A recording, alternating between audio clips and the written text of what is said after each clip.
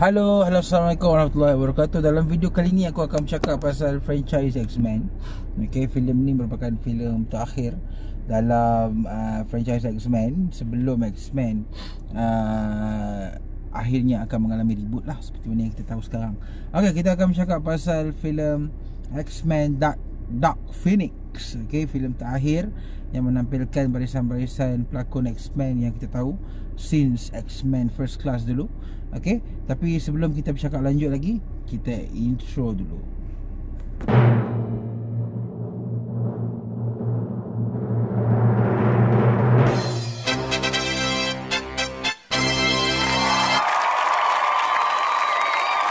Okay, X-Men Dark Phoenix ni ialah filem terakhir lah dalam franchise X-Men. Selepas tu setelah aku, dia orang ada The New Mutant. Okay, yang tu selepas tu lah. Kisah kali ni berkisah pasal watak Jean Grey. Okay, memang filem ni fokus dia ialah kepada Jean Grey itu sendiri, dan watak-watak mutant lain tu hanyalah watak-watak sampingan sahaja. Tentang macam mana satu hari ni geng X-Men ni pergi selamatkan sekumpulan angkasawan dekat angkasa lepas, dan Jean Grey ni terdedah dengan satu macam sinaran lah, macam satu entiti yang kita tidak ketahui. So bila dia orang balik ke bumi, so Jean Grey ni possess satu power yang beyond apa ni orang tahu. Maksudnya dia beyond supernatural, macam benda-benda yang memang luar daripada jangkaan Professor X sendiri. So Jean Grey ni start untuk dia tengok balik dia punya masa silam dia.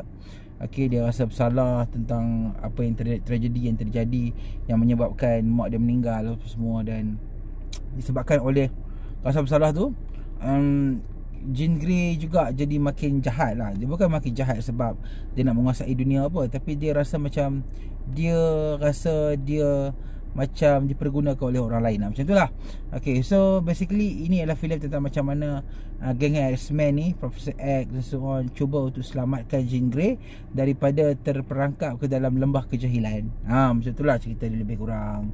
Okay, honestly bagi aku X-Men since pada aku lah the best X-Men yang paling best lah pernah ada dekat dunia ni ialah X-Men yang 3, yang terawal, yang ada Wolverine tu.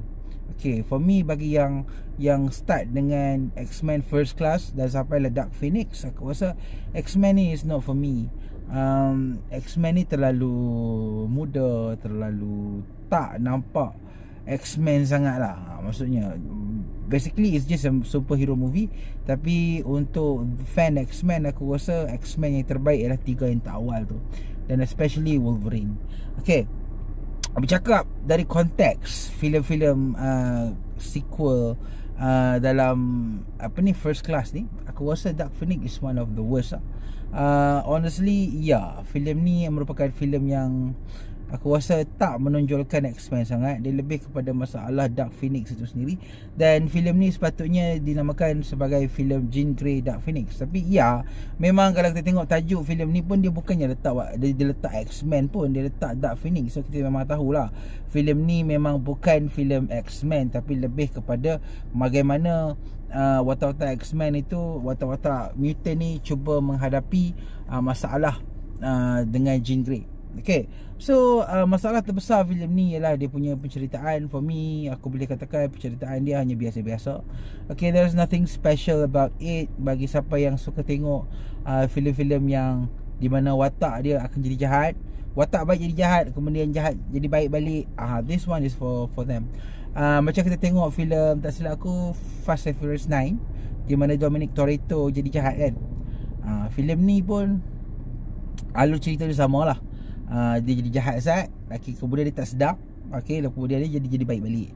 So benda-benda ni adalah benda yang tipikal lah. Walaupun di era dulu, pada di era tahu-tahu terbitnya Dark Phoenix and so on ni, the macam method untuk jadikan watak jahat, method jadikan watak baik jadi watak jahat ni adalah satu yang luar biasa, jarang dicuba. Tapi bila dah terlalu banyak benda ni terjadi, so apa yang terjadi ialah kita boleh expect the ending dia, kita boleh jangkakan. So benda tu dah macam boring lah. We need something new. Dan X-Men Dark Phoenix tidak menjanjikan sebarang orang kata aksi-aksi ataupun plot-plot yang baru, tetapi nak kata macam lebih more emotional pun tak. Dia just movie yang plain, kosong. Kita tonton filem ni, macam aku tonton filem ni just untuk tengok lah apa yang dikatakan macam Jean Grey mengamuk, kuasa Jean Grey ni memang lagi padu sampai boleh musnahkan dunia and so on. Okay, tapi the idea is there. Tapi untuk gambaran filem tu bila di visual kan, kita tak dapat tangkap dia punya kehebatan Jean Grey itu sendiri. Malah dengan watak-watak yang terlalu banyak, ialah kita ada Storm lah, kita ada everything, team mutant and so on. Aku rasa Jean Grey itu sendiri tak di-develop dengan sempurna lah. Okay, so bagi penggemar filem action, aku rasa this movie okay, not bad. Bagi siapa-siapa yang suka tengok filem-filem mutant, just go for it. Tapi nak expect something yang lebih-lebih, aku rasa filem ni tak akan berikan hampa yang kepuasan yang maksimum lah. Honestly, aku bagi filem ni sekadar dalam 3 bintang. It's boleh layan. It's orang kata apa, boleh layan lah. Maksudnya kita nak expect filem ni teruk, tak juga.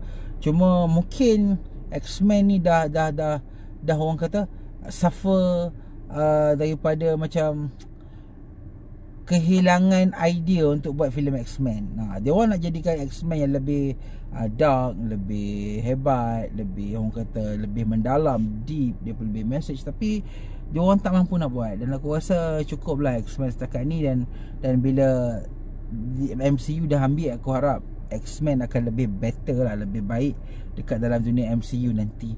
Okay, so aku rasa itu sahajalah pendapat aku berkenaan dengan filem X-Men Dark Phoenix. Okay, filem ni aku tonton dekat Disney Plus Hotstar.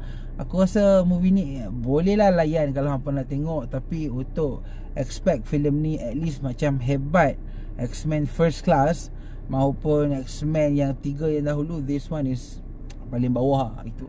Okay, so itu sahajalah review ringkas aku berkenaan dengan X-Men First Class. Kita jumpa lagi di video akan datang. Terima kasih kerana menonton. Assalamualaikum.